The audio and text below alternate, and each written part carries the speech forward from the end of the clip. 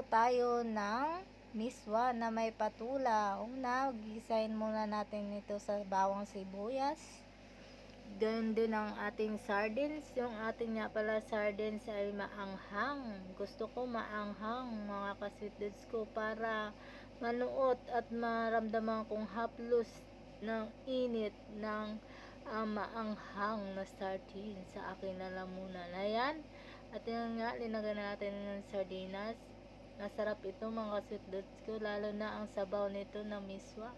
Humahagod sa iyong lalamunan na maramdaman mo ang yakap at init ng sabaw, lalo na kung medyo maanghang ang ating sabaw mga ka-sweet dudes ko. Masarap ito. Maraming salamat. Subscribe po kayo, like and share. Thank you for watching.